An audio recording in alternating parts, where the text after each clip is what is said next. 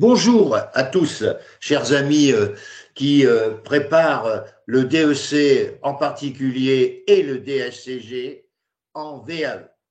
J'ai donc le plaisir aujourd'hui de vous faire une petite intervention pour vous donner les grands principes de cette formation et d'évoquer également les conséquences d'une session de DEC VAE 2023 qui est relativement catastrophique et qui amène, bien sûr, de notre part, une certaine, je dirais, inquiétude et à la fois une certaine, je dirais, possible recours que je vais évoquer.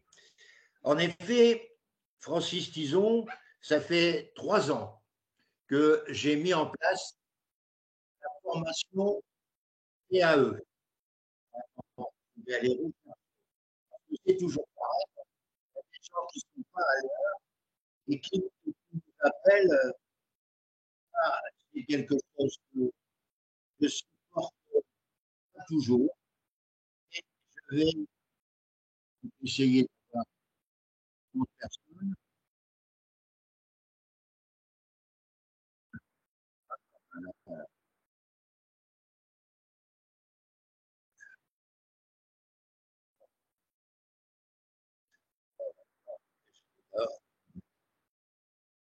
Voilà.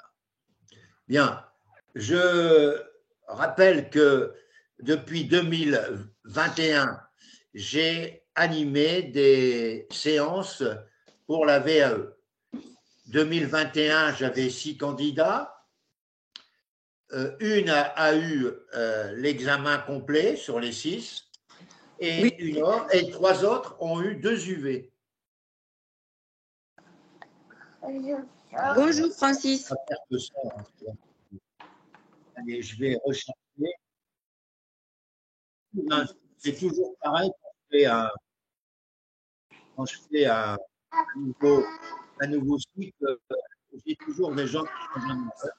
Alors, assieds tout. Là, hop. Voilà.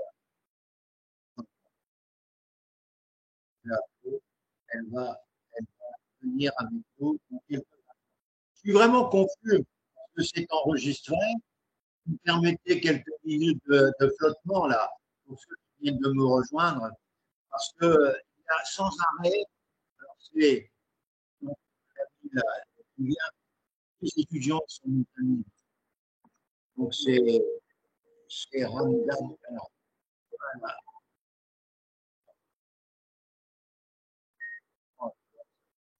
Au lieu d'être à l'heure, les amis, ce serait formidable si tout le monde était à l'heure.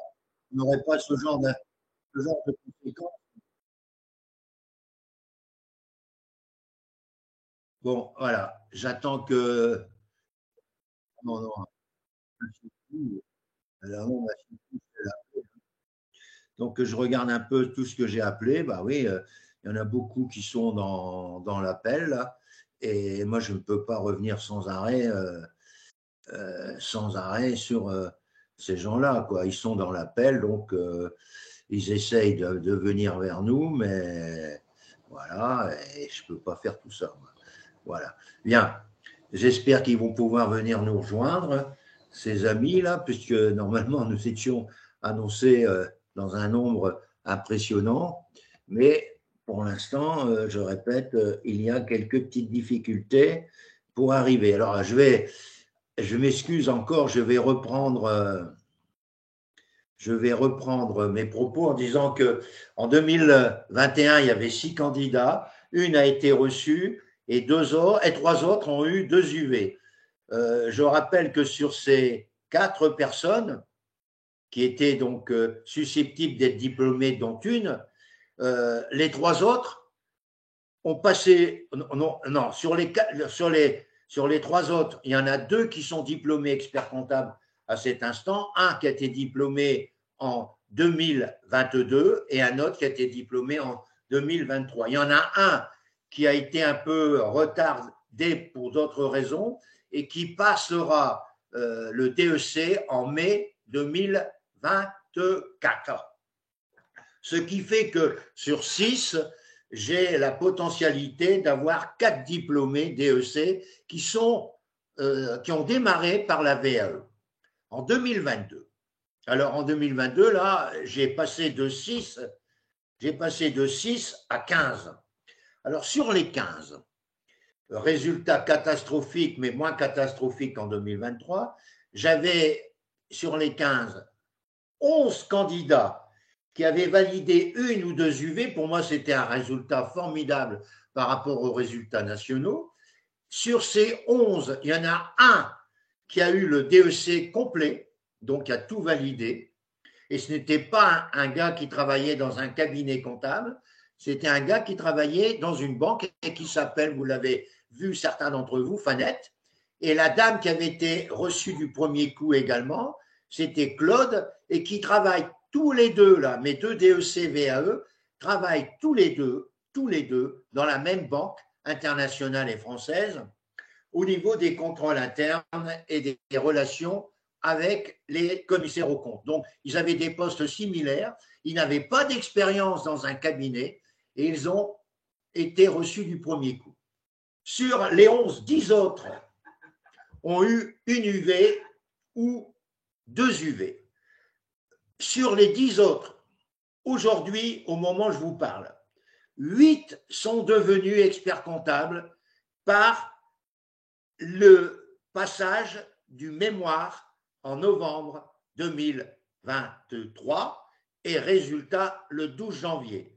2 autres sont actuellement en train d'écrire leur mémoire pour le mois de mai. Je vous donne normalement leur prénom, Jérôme et Christian. L'un est en France et l'autre est à l'île de la Réunion.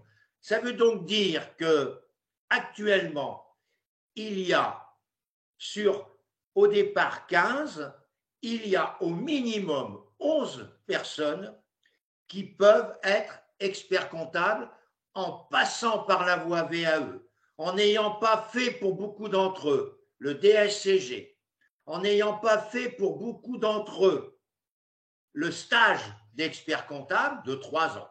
Ce qui vous laisse déjà un premier argument, c'est que compte tenu du DEC traditionnel qui a ses propres, je dirais, directives, vous passez outre par la VAE à toutes ces obligations de rapport de stage et autres. Et en conséquence, vous gagnez un temps fou.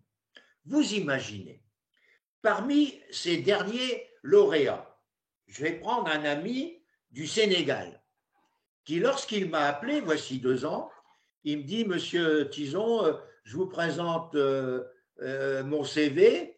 Il dit, je n'ai pas le DSCG complet, mais je vous donne tout ce que je fais aujourd'hui. Je lui réponds, mon cher ami, moi, ton profil me paraît largement adapté au DEC VAE. Ah bon? Il dit, je ne comprends pas, je n'ai pas fait mon DSCG, je n'ai pas fait mon stage d'expertise comptable. Il dit, vous croyez que je peux? Écoute, mon garçon, je prends le pari avec toi que tu vas avoir ton DEC par la VAE. Et je dis, pourquoi vous me dites ça, monsieur Tison? Parce que ton expérience ou tes expériences professionnelles, tu as travaillé chez Mazars en France, tu as travaillé chez KPMG, France et Sénégal. Tu as aujourd'hui une expérience entreprise importante en tant que DAF. Je considère que toutes ces expériences valent largement un DEC VAE. Vous croyez? Ben, il dit, écoute, lance-toi avec moi. Il est venu à Béthune. Il est venu à Béthune avec d'autres candidats. On a fait une journée très agréable. On s'est rencontrés, on est même allé, à l'époque, c'était au mois de mai, je crois, nous sommes allés à une piste de ski qui est à quelques kilomètres de chez moi, dans les Hauts-de-France. Ça peut paraître bizarre. Mais aujourd'hui, comme nous sommes pleins de neige, cette piste de ski qui est à 10 kilomètres de chez moi, elle est remplie, bien sûr, de personnes, mais elle existe toute l'année sur des neiges artificielles. Et les gens, comme comme mon ami sénégalais qui, lui, n'a pas de piste de ski et loin s'en faut, eh ben, il était assez impressionné. Tout ça pour vous dire que ce monsieur a donc passé le DEC VAE en 2022 et il a validé l'UV1 et l'UV2. Et ce garçon, quand il a validé, il était déjà heureux comme tout. Il pensait pouvoir valider le tout, mais bref, le jury n'a pas été jusque-là. Et ce garçon était très heureux parce que quand il a eu l'UV1 et l'UV2, les amis, il a eu l'UV1 et l'UV2 et il s'est dit, mais par rapport à mes amis que je connais au Sénégal, qui ont eu une UV1 ou une UV2 par le DEC traditionnel, il me dit, j'ai appris que j'avais ces UV1 et 2 à vie. Oui, on ne peut plus revenir en arrière. Tandis que pour le DEC,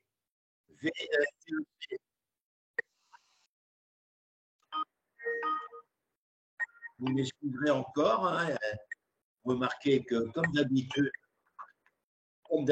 il y a toujours des amis qui sont un peu, qui ont un réveil tardif et qui m'empêchent, j'ai pas fini, hein. Donc voilà, je l'ai récupéré, voilà. Donc je reviens pour dire que il était très heureux en disant oui. Alors à l'époque, il m'appelait Monsieur Tison au départ et après quelques semaines, c'était Francis et moi c'était son prénom. Alors tout ça pour dire qu'il était heureux. Et ensuite, il a préparé avec moi sa notice, son mémoire, et il a été brillamment reçu, j'ai bien dit brillamment reçu, par le passage en novembre 2023. Il est expert comptable heureux. Il m'a même, je dirais, fait parvenir d'autres candidates qui sont là avec moi ce matin. Et ça me fait énormément plaisir. Et comme vous commencez par la VAE, c'est ça qui peut être surprenant. Quand vous commencez par la VAE, vous n'avez plus de notes. Vous avez validé ou non validé. Alors, ce garçon auquel je pense, il a eu le mémoire, j'ai bien dit, brillamment. Pourquoi je dis brillamment? Parce que les observations qu'il a eues sur la soutenance sont très favorables et laissent apparaître que ce garçon aurait mérité au moins 15 ou 16 au mémoire, parce qu'il avait fait un mémoire sur l'audit au niveau des recettes sur les autoroutes au Sénégal, et il avait fait un excellent travail qui a été préparé pendant de longues semaines avec moi. Je vous rappelle que je relis le mémoire intégralement de A à Z et je relis bien sûr, on verra ça dans quelques minutes, vos livrets 1, certains ont pu s'en apercevoir, on travaille le livret 1 ensemble, on revoit tout ce que vous avez fait et je complète aussi par quelques petites astuces votre livret 1.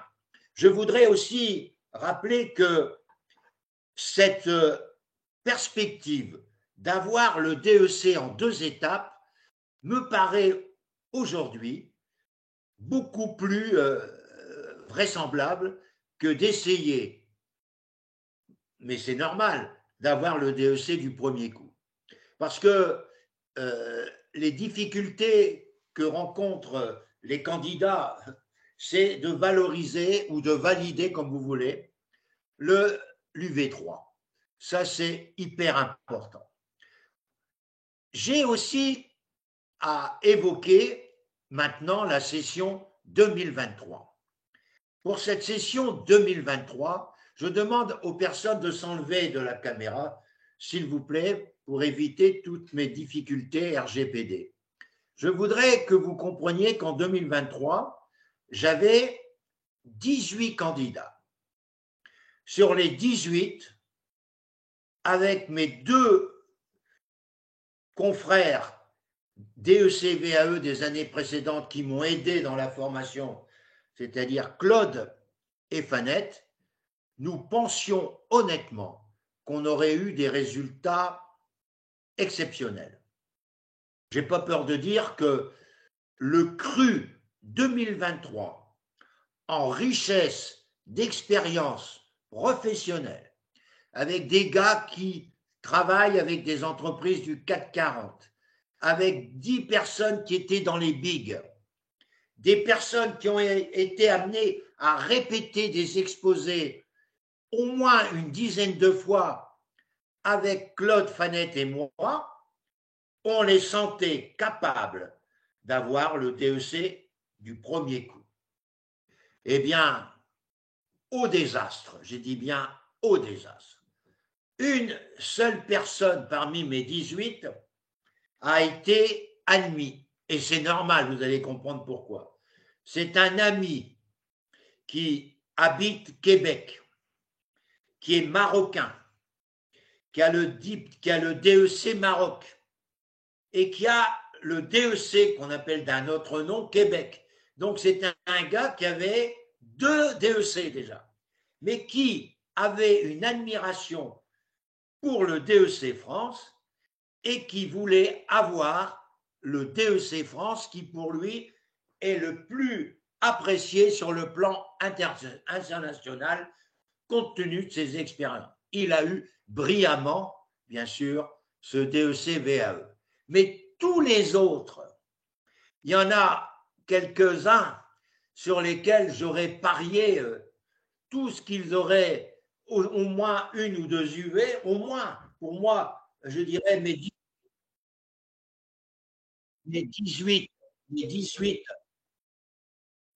avaient, à mes yeux, l'occasion, je vous le dire, tous avaient l'occasion d'avoir au moins une UV. J'étais sûr, et j'étais partagé dans cette opinion par Claude et puis Fanette, on était sûr que tout le monde, il n'y aurait aucun qui serait resté sur le carreau.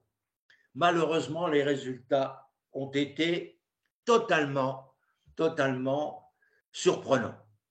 Et depuis quelques jours qu'on a eu connaissance de ces résultats, vous l'avez remarqué, je me bats de toutes mes forces. Et je sais que Madame la ministre de l'Université a délégué une commission d'enquête pour voir comment se déroulait ce DEC-VAE. Moi, ce que je critique, ce DEC-VAE 2000, je dis bien, ce DEC-VAE 2023. Fermez vos micros pour ceux qui ont laissé les micros ouverts parce que ça laisse des bruits de fond. Merci de me laisser, je dirais, le monopole du micro. Merci les amis. Alors, je voudrais rappeler que nous avons mis des recours en route et moi, j'ai Madame la ministre qui a mis une commission d'enquête parce que moi, je critique beaucoup de choses. Je critique tout d'abord le fait que les conditions qui ont été mises en œuvre pour cet examen n'ont pas été respectées. Je m'explique. Pour quelle raison? Le lundi, tous les candidats du lundi, j'en avais, je crois, sur mon groupe, 6, ont eu 15 minutes pour faire leur exposé, chose sur laquelle Claude Fanette et moi-même avions travaillé. Ce qui fait qu'on avait prévu des exposés de 15 minutes bien cadrés, sur lesquels je reviendrai après. À partir du mardi, pour des raisons que personne n'a su, tous les jurys ont demandé 10 minutes d'exposé. Avouez que déjà, c'est quelque chose qui n'est pas normal. Pourquoi d'un côté 15 minutes et d'un autre côté 10 minutes? Ça, c'est la première observation. Deuxième observation. Au cours des entretiens avec les jurys, un certain nombre de jurys qui manifestement sont là, je dirais, par le fruit du hasard et n'ont cessé de se lamenter, écoutez bien, que le candidat n'avait pas fait de mémoire. Avouez que annoncer ça au candidat, Madame, Monsieur, nous regrettons quand même que vous n'ayez pas fait de mémoire. Eh bien, déjà dans son rapport 2022, le jury du DEC rappelait qu'il était absolument interdit d'envisager de présenter un mémoire pour le DEC-VAE. Il fallait que le candidat propose des travaux, des expériences susceptibles de pouvoir éventuellement rivaliser avec le mémoire. On va en parler après de ces travaux susceptibles d'eux. Alors, voyez-vous, deuxième entorse, 10 candidats sur mes 18 ont eu cette remarque. Avouez quand même que c'est quand même absolument inquiétant de voir des gens d'un jury qui ne connaissent pas les procédures et les attendus de ce jury. Ça, c'est inadmissible.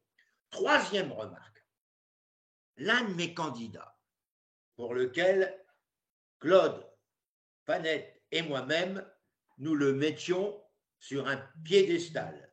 C'est un monsieur qui a dépassé les 50 ans, qui a une très grande expérience dans les entreprises du CAC 40 et qui, pour moi, était, je dirais, le gars sûr et certain d'avoir le DEC VAE. Figurez-vous, troisième observation grave, qu'il est passé devant un jury qui, finalement,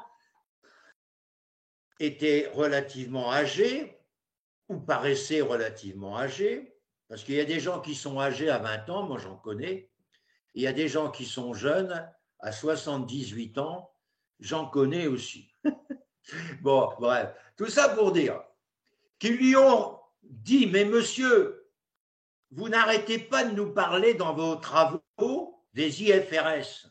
Nous, les IFRS, on n'a jamais utilisé les IFRS, ça ne sert strictement à rien pour notre travail en France. Voilà un exemple de jurys qui ont été désignés pour cet examen DEC-VAE et qui ont des faiblesses à la fois d'expérience, des faiblesses de connaissances et qui ont descendu ce valeureux candidat que j'ai rarement rencontré durant mes 3 sessions et qui n'a rien obtenu alors qu'il avait, à mes yeux, un profil de DEC-VAE pour moi assuré. Bref, voilà parmi tant d'autres les difficultés que j'ai rencontrées. Alors j'ai appris à travers LinkedIn et des personnes qui n'étaient pas dans mon groupe qu'un certain nombre, parce que n'oubliez pas qu'il y avait près de 180 candidats et qu'il y a eu 5 candidats qui ont eu le DEC. Vous imaginez 5 sur 180 alors que le gouvernement français amène beaucoup d'ingrédients pour faciliter la VAE. Notre jury DEC VAE, lui, s'est montré intransigeant. Alors moi, attention, hein, je ne sollicite pas de la bienveillance, je ne sollicite pas le fait d'être moins exigeant, non. Je sollicite une rigueur dans l'appréciation par rapport à ce qu'on attend d'une VAE. Une VAE, c'est démontrer le candidat que la richesse de ses expériences est fondamentale pour valider. Et c'est à vous de préparer dans votre livret 2 en particulier la qualité de votre expérience professionnelle que vous confirmerez dans votre exposé. Et je vais continuer à aller chercher. Alors, pardon, je vais aller donc, ça va faire que ça encore, c'est pas grave, on va s'en sortir. Alors, Grégory, voilà, je le prends. Il est arrivé avec nous. Bien, alors je disais que moi, c'est pas de la bienveillance que je cherche un jury. C'est la même organisation que celle qui a eu lieu en 2021, en 2022. Les résultats n'étaient pas brillants, mais pour nous, DFT Formation, ils étaient très bons. Alors moi, ce que je souhaite, c'est qu'on fasse confiance à des gens comme moi, qui ont quand même plus de 50 ans d'expérience, qui a fait partie de tous les jurys, aussi bien traditionnels que VAE, au niveau DCG, DSCG, mais pas DEC-VAE, puisque ça existe depuis 3 ans. Et ça fait depuis 2006 que je ne fais plus partie du jury DEC. J'ai été président du jury DSCG jusqu'en 2011. J'étais président de deux choses. Au niveau de l'UV relations professionnelles et au niveau de l'audit. Et pour le DCG, j'ai été président de droit fiscal et président de relations professionnelles dans mon académie jusqu'en 2011. Donc, je connais bien toutes les arcanes du ministère et des rectorats. Donc, je connais tout ça.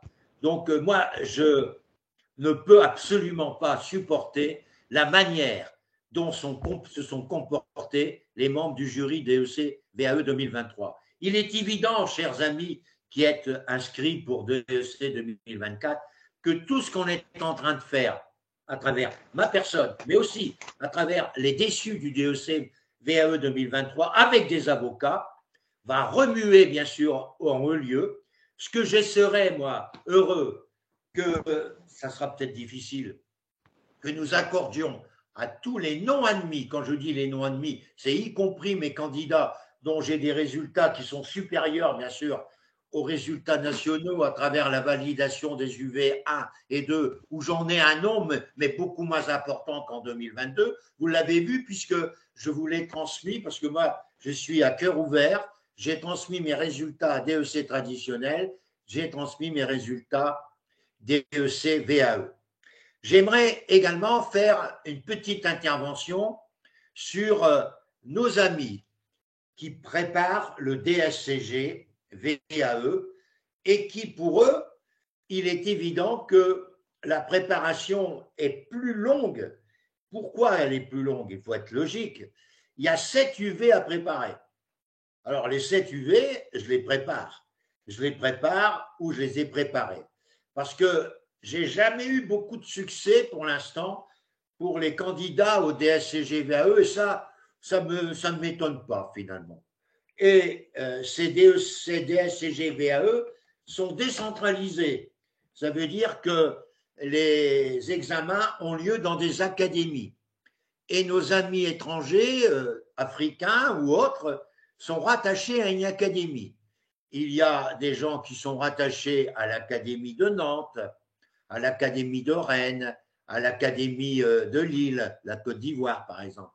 Et ils passent les examens en présentiel dans ces académies.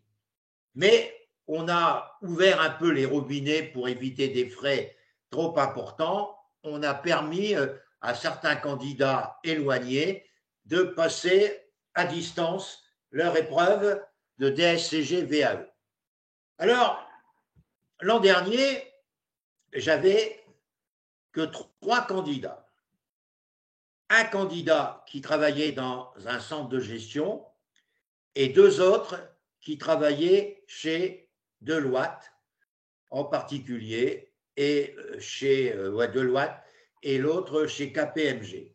Ces 3 candidats, il y en a un qui travaillait dans un centre de gestion alors qu'il était très bon, il n'a rien validé.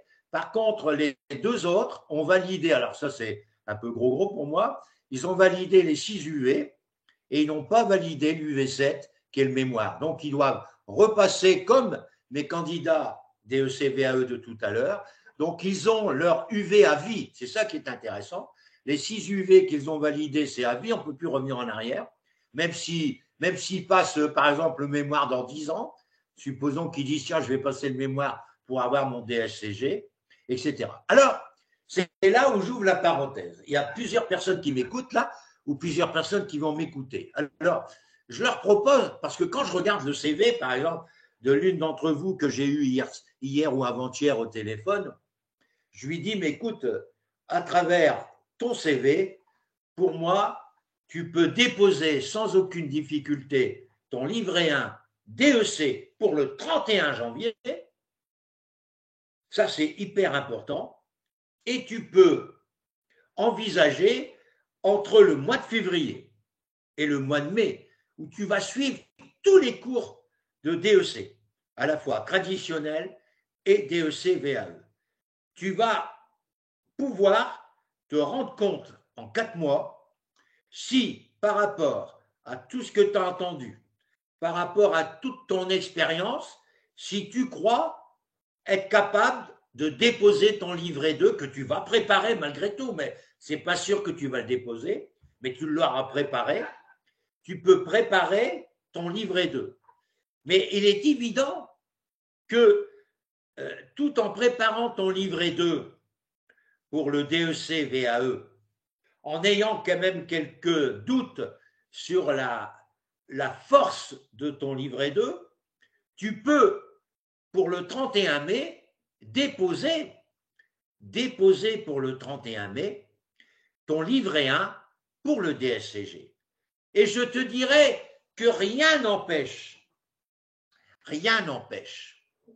de déposer un livret 1 DEC VAE, de déposer le 31 mai le livret 2 DEC VAE et de déposer le livret 1 DSCG VAE pour le 31 mai et de déposer le livret 2 DSCG pour le 31 août. C'est-à-dire que rien n'empêche, je dis bien rien n'empêche, un candidat d'être candidat la même année, attention, je vais préciser mes pensées après, rien n'empêche un candidat de déposer 2 dossiers VAE pour 2 diplômes différents. Par contre, ce qui est interdit, c'est de déposer un diplôme VAE la même année avec un dossier traditionnel. Je m'explique. Vous ne pouvez pas, pour le DEC VAE, faire en 2024 un dossier pour le DEC traditionnel en même temps. Vous n'avez pas le droit. Même topo pour le DSCG, VAE et DSCG traditionnel. Mais je répète, ça peut intéresser tout le monde ce que je dis. Rien n'empêche de faire 2 dossiers la même année sur 2 examens différents. Mais vous n'avez pas le droit la même année de faire le même dossier, le même diplôme par la VAE ou par le traditionnel. C'est à vous de choisir ce que vous allez faire. C'est-à-dire de choisir si vous déposez, oui ou non, le livret 2 DEC VAE. Si vous l'avez déposé, vous rentrez comme candidat potentiel au DEC VAE et vous ne pouvez pas passer le DEC traditionnel la même année. J'ai bien dit la même année. Mais je n'ai pas dit que vous ne pouvez pas retenter. Parce que je vais vous expliquer. Aussi bien pour le DSCG que pour le DEC. Je vais prendre un cas très simple que nous avons évoqué à travers mes 2 candidats DSCG. Mes 2 candidats DSCG qui ont validé 6 UV, ils vont passer le mémoire en novembre 2024, puisque le DSCG, c'est en novembre. Et ils vont le passer avec tous les candidats du DSCG traditionnel. Le jury va être au courant que c'est une VAE qui passe son mémoire. Ça ne change rien pour le jury, il va le juger de la même manière. Mais au lieu de mettre une note, il ne va pas mettre de note, il va mettre soit validé ou non validé. Je reprends mes candidats qui ont, en 2023, il y en a 8 qui ont validé des UV. Ils sont déjà inscrits avec moi pour préparer soit l'UV2 qui manque ou soit l'UV1 et ils vont passer les examens en mai UV1 et UV2, mais quand ils vont recevoir le relevé de notes qu'ils vont passer en mai 2024, ils vont recevoir le relevé de notes en début juillet 2024, il n'y aura pas de notes. Ça sera marqué, s'ils ont passé l'UV2 au mois de mai, ça sera marqué validé ou non validé. Voilà. Mais il n'y a pas de notes. Donc, ça veut dire qu'une fois que vous êtes rentré dans le circuit VAE, une fois que vous êtes entré dans le circuit VAE, vous restez dans le circuit VAE au niveau de la notation, aussi bien pour le DSCG que pour le DEC. Alors, je vais m'arrêter pour vous demander de me poser à travers, je dirais, la phase préparatoire de mon exposé ce matin, est-ce que vous avez déjà, après je vais parler de mon programme, etc., est-ce que vous avez déjà des questions? Alors, je vais vous donner quelques précisions supplémentaires. Parmi nous, là, il y a des amis qui ont obtenu, et je vais aller le chercher d'ailleurs, parce que je pensais qu'il était là, il n'est pas là. Il y a ça c'est la première fois que ça m'arrive. Il y a un candidat VAE 2023 qui a validé uniquement, alors là ça m'a surpris, mais ça ne m'a pas surpris parce qu'il avait les qualités, mais ça m'a surpris de la part du jury, c'est qu'il a validé ce candidat l'UV3 et il n'a pas validé les autres UV. Avouez quand même que c'est assez exceptionnel d'avoir ce genre de résultat. Mais c'est un garçon formidable. Hein, il est doctorant, c'est-à-dire qu'il est en train de terminer. Il a plus de 50 ans. Il est du Bénin. C'est un monsieur charmant. D'ailleurs, il m'a recommandé auprès de gens hyper sérieux, agréables, comme Grégory, par exemple, et bien d'autres, comme Anthony, etc. C'est des gens vraiment extraordinaires, extraordinaires. Alors, ce monsieur a validé, vous imaginez, le mémoire. Donc, lui, il va être, parce qu'il travaille comme un dingue déjà pour préparer, il va suivre les cours que je vais expliquer dans quelques minutes, UV1 et UV2, du 3 février au dernier samedi du mois de mai précédant l'examen. Il va passer l'UV1 et l'UV2 avec moi. Comme c'est un gars très sérieux et qui a une grande expérience professionnelle, il va valider l'UV1, l'UV2 et il sera diplômé en juillet 2024, alors que ses collègues qui, eux, ont validé UV1, UV2 ou UV1 ou UV2 passeront l'UV qui manque en mai et ne pourront pas être diplômés en juin, juillet, parce qu'ils ont le mémoire à soutenir, etc. Alors, je rappelle la position actuelle de mes candidats 2023 et mes conditions financières. Pour ceux qui ont rien eu, je les reprends en 2024, c'est mon engagement, sans supplément. Ils vont refaire toute la formation, ils vont refaire tout le livret 2 ou le corriger et ils n'ont rien à payer. Pour celui qui a eu le mémoire et qui passera l'UV1 et l'UV2, rien à payer, il suit les cours comme c'est prévu, rien à payer. Pour ceux qui ont eu des UV1 et 2 et qui passent le mémoire, alors là, pour ces gens-là, je leur ai expliqué, c'est un gros boulot pour moi parce que je vais retravailler avec eux la notice. Je vais relire le mémoire de A à Z et tout le monde peut le confirmer. Je passe 5 heures minimum par candidat pour relire le mémoire. Pourquoi 5 heures? Parce que je lis 10 pages par 30 minutes. Et en gros, ça fait 5 heures, sans compter toutes les heures de soutenance et compagnie. Donc là, pour ces gens, pour l'UV1, l'UV2 qu'ils repassent, je ne demande rien.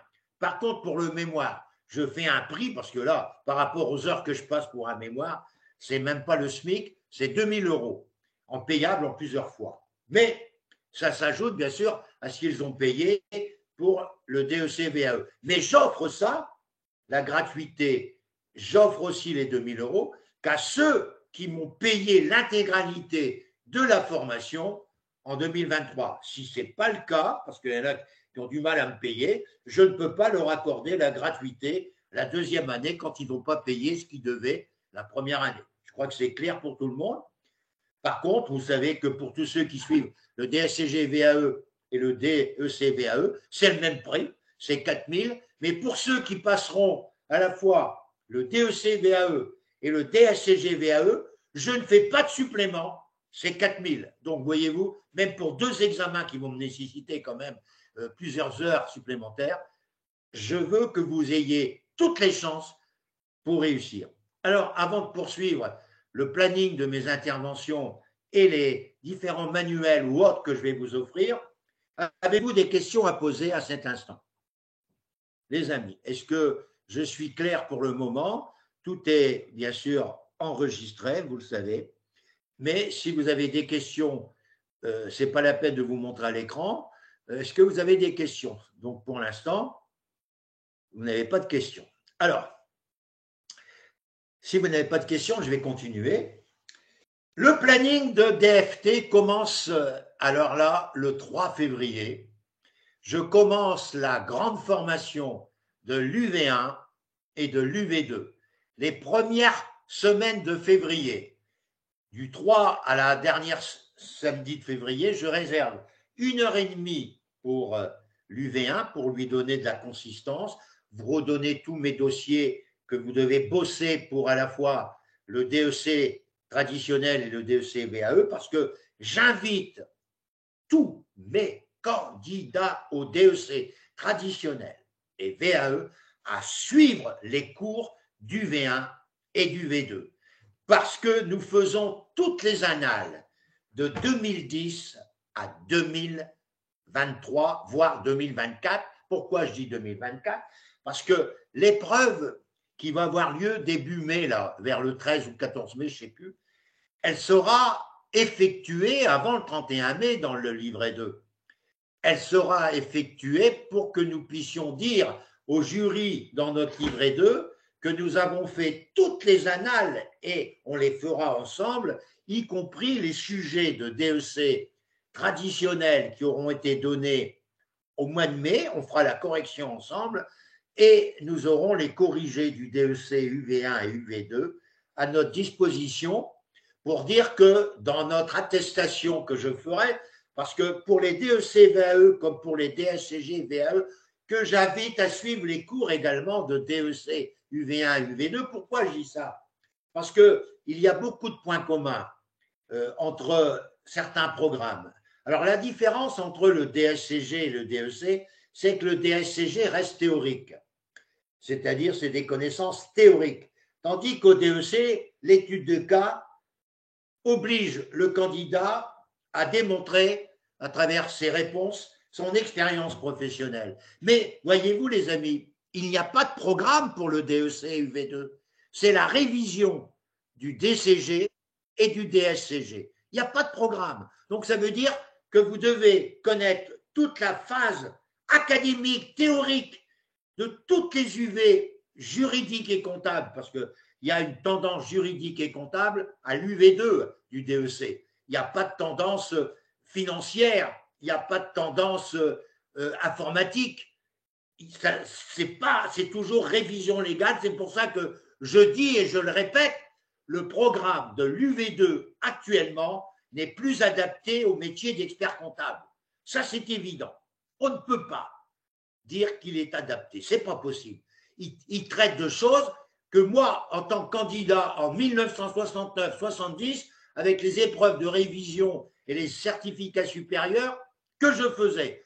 Et là, ça n'a plus du tout le sens de l'UV2 qui doit donner les ingrédients pour devenir un bon expert comptable dans les années 2024-2050. Eh bien, les programmes ne sont pas adaptés à l'évolution du métier. Et donc, il faut revoir le programme pour essayer d'introduire des problèmes de management, d'introduire des problèmes de marketing et d'introduire des problèmes de conseil. Alors que là, c'est de la révision légale, tu sais ou tu sais pas, tu cites la loi Tartampion, tu vas sur le code de commerce. Certes, c'est un boulot, mais ce n'est plus uniquement le boulot. Grâce à l'intelligence artificielle, nous allons avoir plusieurs travaux qui vont être réalisés par l'IA. Donc, il faut se concentrer sur des moyens de juger la capacité des candidats à devenir experts sur des nouveautés de marché qui ne sont pas prévues dans le programme de l'UV2.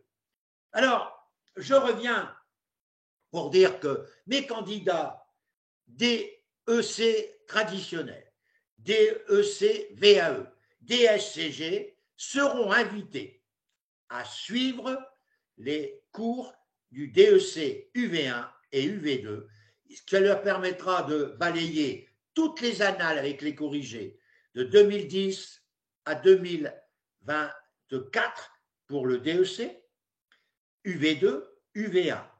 Pour les épreuves de commissariat aux comptes, aussi bien l'épreuve préparatoire que l'épreuve finale pour devenir commissaire aux comptes. Et vous verrez que pour les épreuves de commissaire aux comptes, c'est pas facile du tout les épreuves. Et il y a même des épreuves d'économie qu'on n'a pas du tout dans le cadre du DEC. Et vous verrez que les épreuves de commissaire aux comptes n'ont pas à avoir de complexe par rapport aux épreuves du DEC, qui se comportent de 3 UV, alors que vous verrez que le dossier, je dirais, CAC est très important. Qu'est-ce que je verrai aussi? Je reviendrai sur les annales du DSCG, j'ai bien dit DSCG, UV1 et UV4 de 2010 à 2023, y compris l'État et l'INTEC. Ça, c'est important parce que les exercices, ou du moins les énoncés de l'INTEC, sont de très grande valeur. Et vous savez combien, moi, j'estime l'INTEC, que je considère comme l'organisme de formation le meilleur de tous les organismes qui vendent de la formation à distance. D'ailleurs, en Afrique, et je pense que vous n'allez pas me contredire, beaucoup d'entre vous ont été diplômés DCG ou DSCG par le biais de l'INTEC, qui a des antennes dans beaucoup de pays africains et qui démontre sa grande qualité. Je prends l'exemple aujourd'hui de la concurrence que je ne souhaite pas. Je n'ai pas d'a priori négatif, mais je n'ai pas compris que la CNCC, qui est un organisme public national, avec qui j'ai beaucoup de respect, en particulier par sa commission formation et surtout par le dynamisme formidable de son président Yannick Olivier, a choisi cette CNC comme point d'appui de la formation pour l'audit légal, a choisi l'ENOS. Moi, je n'ai pas compris. Il y avait à côté l'INTEC qui a des intervenants de valeur exceptionnelle, qu'on ait choisi l'ENOS, qui, bien sûr, va chercher ses intervenants un peu partout, hein, c'est-à-dire dans les lycées avec les profs de DSCG, avec d'autres experts comptables qui travaillent aussi à titre personnel, mais qui travaillent également pour l'ENOS. Je sais que l'ENOS est très connu, et je sais que l'ENOS a beaucoup de relations privilégiées avec les instances ordinales, mais je considère qu'il y a, avec l'INTEC, un organisme qui a, à mes yeux, les grandes qualités que je respecte et que depuis des années, j'ai toujours eu beaucoup de respect pour l'INTEC et de tous ses formateurs et de tous ses dirigeants. Bon, bref, ça, c'est mon point de vue personnel. Alors, comment ça va se passer?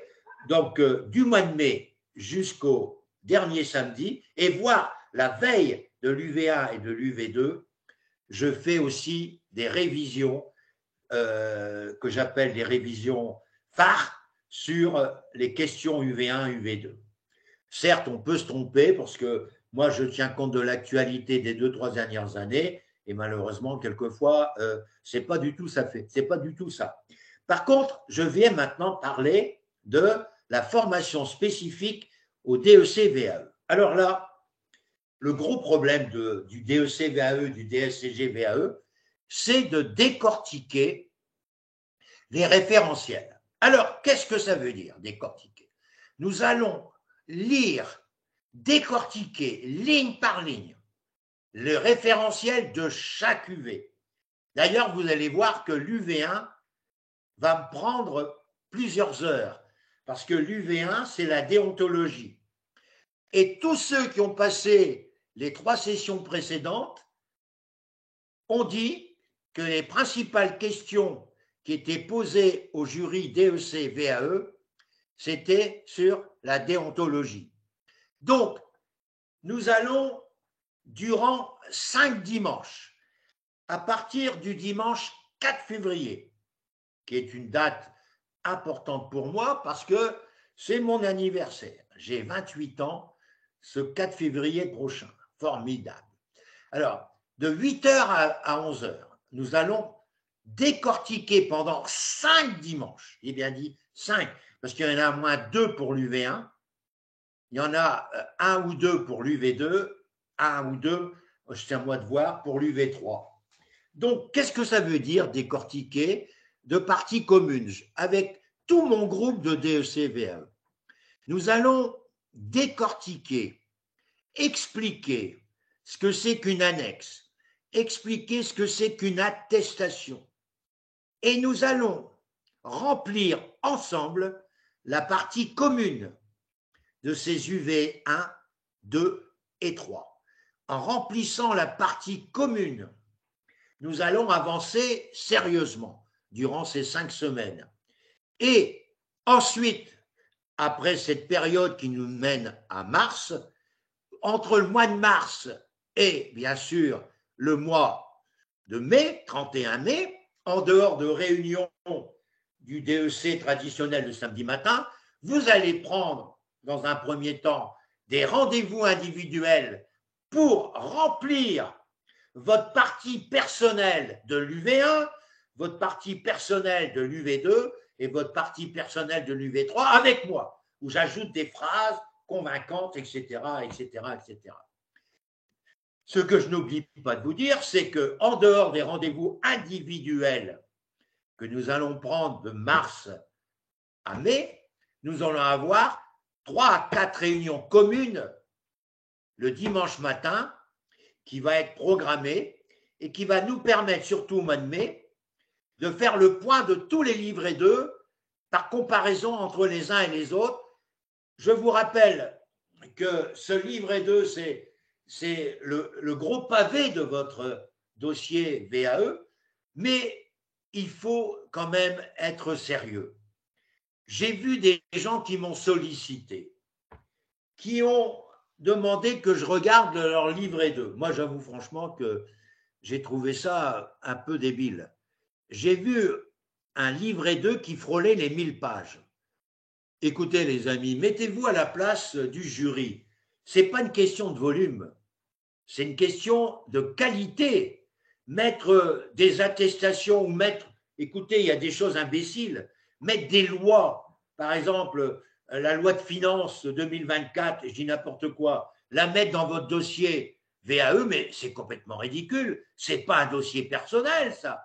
Le jury est en droit de connaître tous les textes juridiques, vous devez lui fournir les pièces qui intéressent votre vie professionnelle, mais pas des textes de loi. Ça, c'est complètement ridicule. Alors, ce que je vous demande, c'est que j'arrive à DSCG VAE dans quelques minutes. Hein, et je rassure, parce que vous aurez la double formation. Certains pourront suivre les cours jusque midi, puisque de 11 à 12, pendant 7 dimanches, je vais réserver pour les 7 UV du DSCG le même principe. Hein, je vous le dis.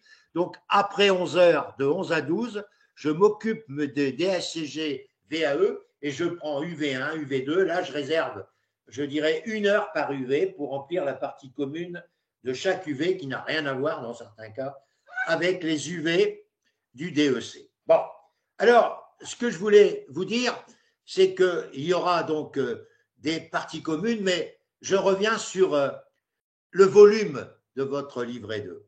C'est comme votre volume de l'UV1. Il y en a qui ont mis 40 pages, bon, je veux bien, parce qu'ils ont mis beaucoup d'attestations, c'est pas grave ça. Mais c'est largement de trop. Hein. C'est-à-dire qu'avec 30 pages maximum, un livret 1 va être recevable. Même j'ai vu des livrets 1 avec 20 pages recevables sans aucune difficulté. C'est la richesse à l'intérieur qui fait la différence et non pas le volume. Alors pour notre dossier livret 2, moi je considère que au total 100 pages sont suffisantes. Ce n'est pas la peine de mettre des dossiers qui sont des dossiers que tout le monde peut trouver sur Internet. Ça, c'est déjà la première remarque. Donc, quand je dis 100 pages, c'est quoi? Le livret d'or lui-même est un dossier qui va être complété. Alors, je vous rappelle comment je vois, aussi bien pour les DSCG que pour les DEC. Pour les DSCG, ils envoient ça par Internet et peut-être que pour vous, ça va changer également pour le DEC VAE, puisque vous allez être attaché au même site que les DSCG.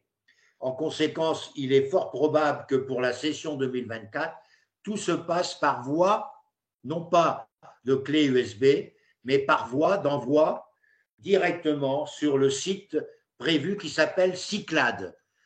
Cyclade, CY, Donc, comme il va y avoir Cyclades DSCG et Cyclades DEC, et comme pour les DSCG, ils envoient tout par Cyclades, je considère que pour le DEC VAE, ils vont envoyer tout par Cyclades également. Alors, je vois le dossier de mes candidats DEC VAE, aussi bien sur une clé USB que sur un gros dossier que vous allez mettre pour l'envoyer sur Cyclades. Je vois l'organisation suivante. Tout d'abord, le sommaire de tout ce que vous allez envoyer pour valider votre dossier DEC. Ça, c'est le sommaire qu'on remplit ensemble durant le mois de mai. Première partie, vous devez remettre le livret 1 et la recevabilité du livret 1 que vous avez certains déjà reçu. Ensuite, c'est le contenant du livret 2. Quand je dis le contenant, c'est le remplissage du livret 2, mais on distinguera dans ce livret 2, on ne va pas tout y mettre dedans. Le contenant, c'est, je dirais, le schéma classique du livret 2 avec lesquels il y aura d'autres annexes. Quels sont les autres documents? Je répète donc, sommaire, livret 1, livret 2 dans son ossature globale, et ensuite, j'aurai les expériences professionnelles décrites, une expérience, une page, deux pages, expliquant ce qu'on a fait. Donc, s'il y a plusieurs expériences, vous allez faire un dossier expérience professionnelle. Ensuite, autre dossier important, c'est le dossier des 3 UV. UV1, qu'on aura rempli ensemble, partie commune, et la partie variable. Ensuite, UV2, même chose, partie commune, partie variable, ça sera dans ce dossier UV2. Et troisième, UV3, là, on va mettre le paquet pour éventuellement remplir ce dossier UV3. Alors, ensuite, il y aura 2 autres dossiers. Il y aura le dossier annexe, qui sera par exemple des précisions sur un certain travail que vous avez fait dans le cadre d'un travail de fusion, de consolidation, ou que vous avez fait un rapport, etc. Cette annexe aura un numéro et elle sera éventuellement utilisable pour l'UV1. Donc, quand on met un numéro d'annexe et qu'on doit le justifier dans le référentiel UV1, UV2, UV3, une même annexe peut être citée pour l'UV1 sur une ligne de l'UV1, peut être citée sur une ligne de l'UV2 et peut être citée sur une ligne de l'UV3. Donc, le jury, quand il veut aller voir l'annexe 1, il va sur le dossier annexe, il regarde l'annexe 1 qui est bien précisée et il voit pourquoi vous avez fait cette annexe. Alors, ça peut être une formation que vous avez suivie, ça peut être un travail que vous avez réalisé, etc., etc. Ça, c'est le dossier annexe qu'on verra ensemble, comment on va pouvoir le meubler. Le dernier dossier, c'est attestation. Attestation de qui? En particulier d'experts comptables, de commissaires aux comptes, voire de clients qui peuvent, avec le respect du RGPD que vous avez souligné, ils ont bien voulu donner leurs coordonnées et ils vous font une attestation comme quoi vous êtes leur conseiller depuis des années et que vous appréciez éventuellement la qualité de leurs travaux, les qualités des travaux de monsieur Untel ou de madame Untel, etc., etc. Donc, ça, ce sont les attestations de commissaires aux comptes, d'experts, de clients, éventuellement, ou d'autres intervenants. Par exemple, vous faites une attestation comme quoi que vous êtes intérimaire, vacataire dans une université, comme c'était le cas de mes candidats à DEC 2023. Je leur ai fait faire une attestation de l'université de Dauphine ou la SAS qui justifiait qu'ils avaient la responsabilité du cours Tartampion, etc. Ce qui est très important, ces attestations de formation pour l'UV3. Car plus vous formez vos collaborateurs, plus vous apportez de la formation, plus vous apportez, etc. Alors, c'est là où, pour maintenant le DSCG, je répète, l'organisation pour le DSCG est la même, c'est-à-dire sommaire. Ensuite, c'est livret 1 avec recevabilité, l'ossature du livret 2, les expériences professionnelles, et ensuite, au lieu d'avoir 3 référentiels, vous en avez 7. Ça dépend, hein, parce qu'il y en a qui ne passent pas tout le DSCG, il y en a qui passent que 3 VAE, et donc ils mettent que les référentiels des UV qu'ils présentent. Parce qu'il y en a qui commencent la VAE en ayant déjà essayé le DSCG traditionnel. C'est-à-dire qu'il y en a qui ont déjà validé, j'ai n'importe quoi, l'UV2, l'UV3, il leur manque les 5 autres UV. Donc ils prennent le risque, ce n'est pas un risque, ils prennent l'ambition de pouvoir choisir le DSCG VAE pour les 5 UV. Donc quand vous mettez référentiel, ceux qui passent l'intégralité du DSCG font la même chose, ils font 7 référentiels. Ceux qui ne passent que 3 référentiels, ils font le détail des 3 référentiels. Et ensuite, même pour le cas de mes amis DEC, vous avez attestation, vous avez annexe et attestation avec des numéros pour faciliter le travail. Plus vous facilitez le travail du jury, mieux c'est pour vous. Voilà, je continue. J'en arrive maintenant à ces travaux que nous allons devoir faire et dès à présent. Alors moi, ce que j'aimerais pour aussi bien l'UV7 DSCG que pour l'UV3 du DEC, les amis, que vous fassiez le travail suivant. Toutes les semaines, je vous envoie un dossier. Comme cette semaine, j'ai fait 15 jours exceptionnels, je vous ai envoyé le dossier actuel expert comptable. Vous voyez, c'est une richesse extraordinaire. Cette richesse, elle doit être exploitée pour faire un résumé hebdomadaire en numérotant vos semaines, semaine 1 2024, et faire un résumé de 5-6 pages de toute l'actuelle expert comptable de la numéro 1 semaine que vous avez eue avec moi, et de faire un résumé de ces actuels experts comptables sur 5-6 pages et dire au jury que vous faites cette revue d'actualité expert comptable depuis plusieurs années et que vous vous êtes contenté de remettre dans le livret 2 la semaine 2 2024, la semaine 15 2024 et la semaine 22 2024. Nous sommes bien sûr avant le 31 mai. Ce qui prouve à la fois votre volonté d'être au courant de l'actualité. Et Dieu sait si actuel expert comptable touche à l'actualité. Ça, c'est hyper important. Donc, je souhaite, plus que je veux, que vous fassiez dans votre livret 2, pour justifier le travail de l'UV3, je veux que vous fassiez cette revue d'actualité. Ça n'a pas été apprécié parce qu'ils n'ont rien compris par le jury DEC, DEC 2023. Je n'ai pas apprécié du tout, sauf pour Edmond qui, lui, a validé l'UV3 et notre Québécois marocain qui a validé tout le DEC, mais les autres n'ont pas validé le mémoire malgré que beaucoup d'entre eux avaient fait ce répertoire d'actualité. Mais ce n'est pas du temps perdu, les amis, parce que toutes les semaines, vous recevez Actuel Expert Comptable, sauf au mois d'août, vous recevez Actuel Expert Comptable et vous faites un petit résumé de 5-6 pages que vous renvoyez aux collaborateurs.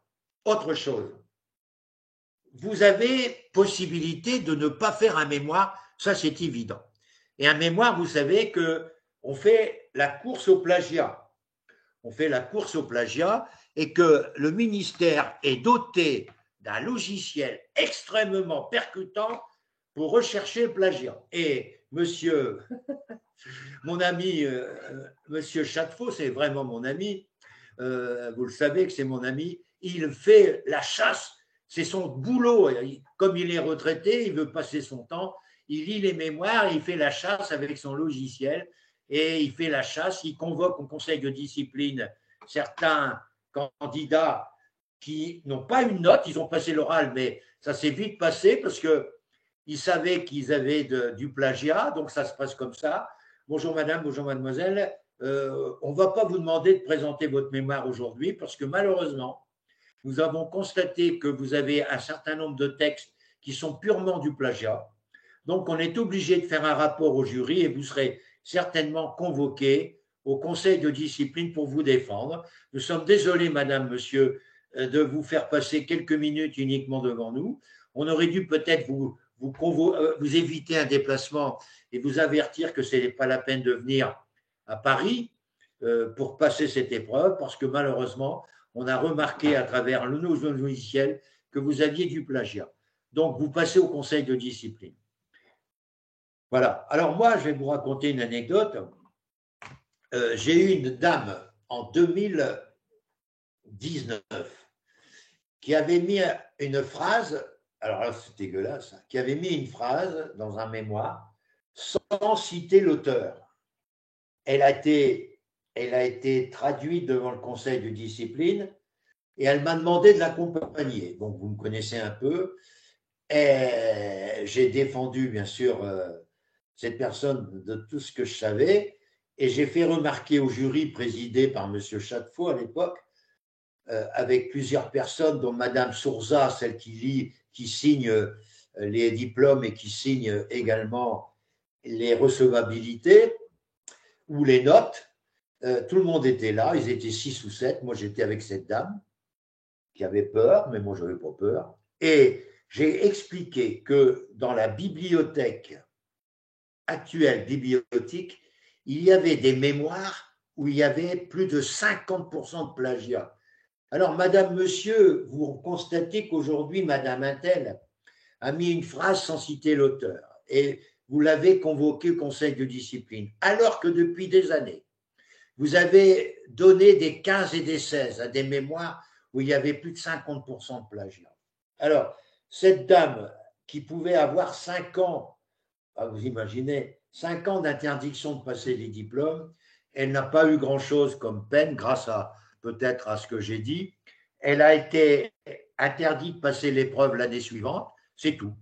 Et c'est tout. Donc, elle n'a eu qu'une année de décalage. Depuis, elle est diplômée, mais c'est quand même un peu gros de l'avoir convoquée pour une phrase à laquelle elle n'avait pas, malheureusement, marqué le nom de l'auteur. Donc, c'est pour ça que, pour le DEC traditionnel, tous les jurys ne font pas ce service, puisque, vous le savez comme moi, je vous le dis sans arrêt, tout le monde, et loin s'en faut, ne fait pas son travail sérieusement aux mémoires.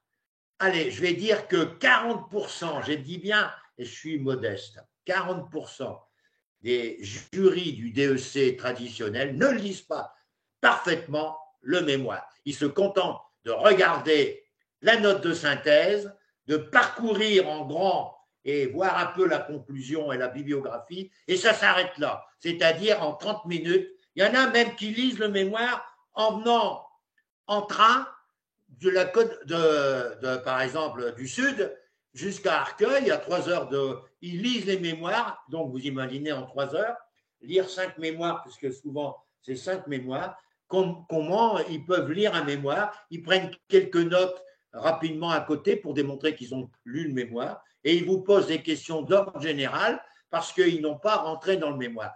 Et j'oserais dire également, et pour 2023, j'en suis sûr, c'est que le candidat qui a mis 1000 pages de livret 2, qui n'avait l'idée aucune UV, et qui s'offusque par le fait qu'il avait tout mis dans son livret, le jury n'a pas lu les 1000 pages.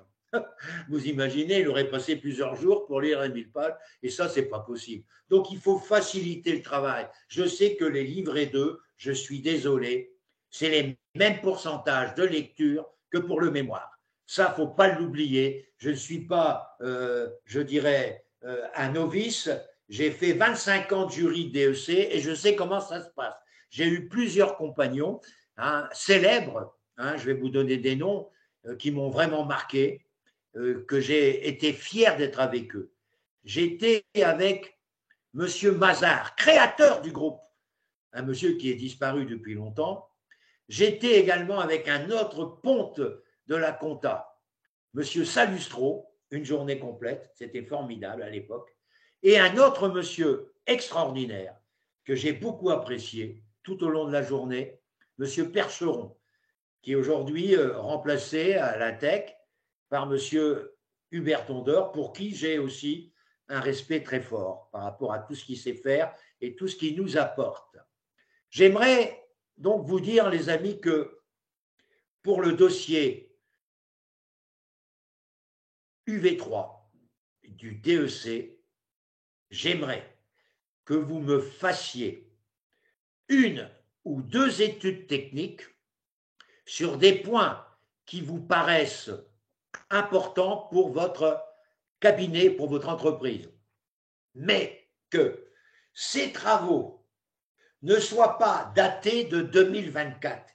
Parce que si vous les datez de 2024, ces études techniques de 50 pages, pour lesquelles vous avez le droit, pour une étude technique, de reprendre un plagiat d'un article, ça, ce n'est pas les mêmes règles. Une étude technique, ce n'est pas les mêmes règles qu'un mémoire.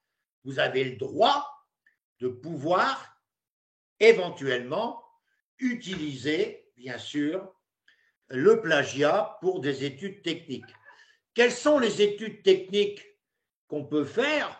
Ça dépend des dossiers que vous avez, mais de grâce, trouvez une étude technique datée de 2022 ou de 2023 en tenant compte des lois à cette époque pour faire un dossier comme quoi il a été fait en 2022, en 2023, pour éviter que le jury ne dise « Ah, ce candidat-là, il a fait des études techniques en 2024 pour nous démontrer qu'il passait son mémoire. » Non. Donc, il faut dire que ces études techniques, vous les faites régulièrement et que vous avez fait des études depuis la pandémie. C'est une bonne occasion de dire que ça a été pour vous l'occasion de développer ces études techniques, aussi bien pour le DEC UV3 que pour le DSCG UV7, où on vous demande de faire un mémoire.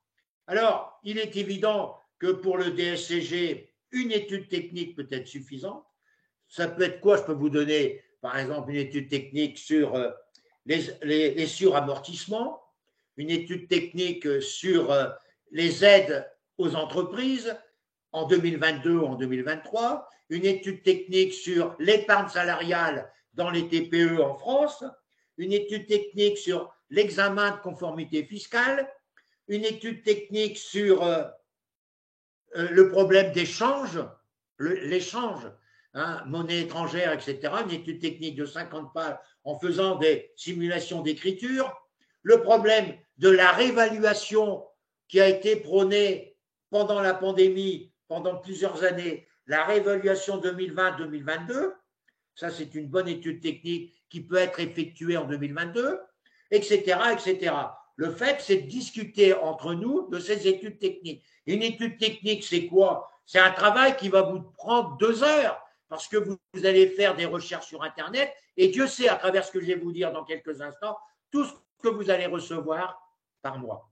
Alors, aussi bien pour le DSCG que pour le DEC, l'UV qui est la plus difficile à valider, c'est l'UV3 et l'UV7. Et pour ça, je vais vous apporter du grain à moudre, c'est-à-dire, je vais mettre à votre disposition, vous le voyez, toutes les semaines, Actuel Expert Comptable. Je vais vous envoyer tous les mois revue fiduciaire comptable et je vais tenter, mais là c'est de plus en plus difficile et c'est normal, il faudrait que vous abonniez, puisque ça ne coûte pas cher, mais ça vaut le coup quand même, de vous abonner à Revue Française de Comptabilité. Ça coûte 60 € pour un. Vous dites que vous êtes avec M. Tison, au lieu de payer 150 ou 120, vous payez 60 €, mais vous avez la Revue Française de Comptabilité qui, en son sein, couvre quelquefois 60% des questions au mémoire ou 60% des questions lors de votre exposé en DEC VAE ou en DSCG VAE, la Revue Française de Comptabilité. Ce que vous devez aussi faire pour vous abonner, c'est vous abonner aux lettres de Compta Online. Compta Online est un partenaire exceptionnel pour les cabinets et les commissaires aux comptes. Je ne le dirai jamais assez. Ils nous font des articles qui sont des véritables réponses à des questions de mémoire ou à des questions de déontologie. Suivre Compta Online, c'est vous donner un surplus de 30% de ressources supplémentaires pour tous vos examens VAE traditionnels que vous préparez, DEC ou DSCG. C'est évident. Ensuite, lire régulièrement en demandant de pouvoir le lire. C'est SIC, SIC, c'est la revue des experts comptables. Vous avez le droit également de lire, et vous avez le pouvoir de lire, la revue magazine du CNCC et de vous abonner aux informations formidables publiées par la CNCC Formation. Je n'ai jamais vu un organisme de formation aussi réactif, aussi percutant que cet organisme CNCC. Et ça, c'est pour moi l'occasion de vous le répéter et j'en suis très, très heureux de vous le répéter. Ça, c'est hyper important. Ensuite, je voudrais aussi que vous sachiez que pour le 3 février, je vais vous remettre un gros dossier de déontologie dans lequel vous aurez 250 questions pour le commissaire aux comptes, 250 questions pour les experts comptables. Vous aurez également plusieurs informations récentes que j'ai mises dans mon dossier déontologie. Ça, c'est hyper important. Mais la grande nouveauté que j'ai mise en place depuis la deuxième partie de l'année 2023, c'est les fiches techniques de Francis. Francis fait des fiches techniques sur tous les domaines servant l'expert comptable ou le commissaire aux comptes. Je suis à près de 300 fiches techniques d'une page à 2 pages qui permettront à la fois de bien posséder, mais de les embarquer avec vous pour ceux qui passeront, là vous n'êtes pas forcément concernés, le DEC UV2, il y en a qui m'écoutent, qui vont passer l'UV2, comme notre ami Edmond, qui va passer l'UV2 avec la documentation. Et ça, c'est important d'avoir les fiches techniques de Francis qui couvrent toutes les questions possibles. Et je les continue tous les jours. Ce n'est pas des fiches techniques qui sont figées à la date du 21 janvier. Jusqu'au dernier, tous les jours, je complète.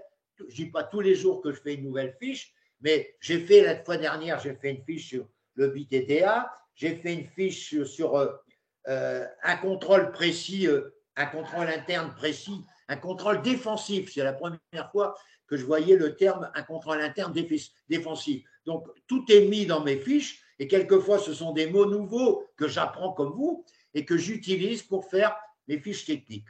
Ensuite, les amis, je vais vous conseiller également des éditions formidables pour vos examens, à la fois du V2, du V1 et de DSCG, VAE ou traditionnel ou DEC traditionnel. C'est les pochettes Corroy. Corroy, c'est le nom d'une collègue agrégée comme moi, un peu plus âgée que moi, toujours dynamique, qui a créé ces pochettes avec ses enfants qui sont experts comptables et dont certains sont de HEC, experts comptables également, et qui font des travaux formidables, couvrant le programme de DCG et le programme de DSCG avec des fiches d'énoncés et de corrigés hyper actualisées avec des membres du jury comme rédacteurs du DSCG ou du DEC. Je vous conseille de rentrer en contact avec les éditions Corroy. Vous mettez éditions Corroy sur Internet et vous allez arriver sur le programme. Vous allez avoir un contact et vous dites que vous venez de la part de, vous êtes recommandé par Francis Tison. Alors, moi, si j'étais candidat, pour être sûr de m'en sortir, aussi bien pour les traditionnels que pour la VAE, je me porterai acquéreur de 6 pochettes. J'ai dit bien 6 pochettes qui me donneront 30 à 40% de réponse pour mon épreuve UV2. C'est la pochette droit fiscal DCG. Vous allez me dire, Francis, tu nous fais acheter la pochette droit fiscal DCG alors que je passe le DEC. Je vous rappelle que le DEC n'a pas de programme, c'est la révision du DCG et du DSCG. Grâce aux études pointues sur les plus-values, sur les consos, etc., que vous avez dans la pochette fiscalité du DCG, vous avez des réponses toutes faites. Je n'ai pas fini, je vais vous l'expliquer après. Deuxième pochette DCG, droit des sociétés. Formidable. Il y a eu des questions, et je reprends l'exemple de Michael qui me disait en 2022, Francis, si j'ai eu mon UV2, parce que Michael, c'est un garçon qui est diplômé et qui avait passé plusieurs fois l'UV2 sans avoir plus de 8 à chaque fois. Il a passé pour la première fois avec moi cet UV2 avec mes conseils, il a eu 12. Imaginez qu'il était heureux, mais il m'a dit, tu vois Francis, grâce aux pochettes Corroy, j'ai eu mon UV2 parce qu'il y avait un dossier 2 où toutes les réponses étaient dans la pochette Corroy en droit des sociétés.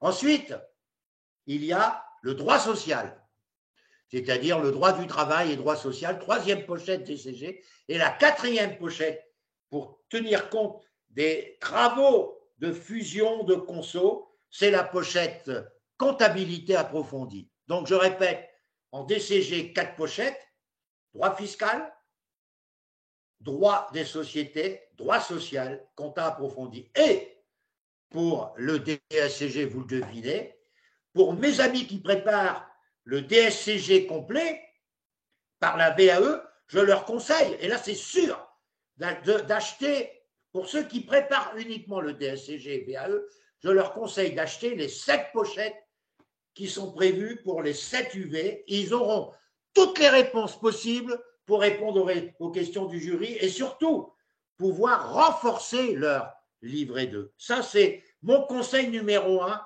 d'acheter les 7 pochettes pour les DSCG VAE. Je continue, les amis.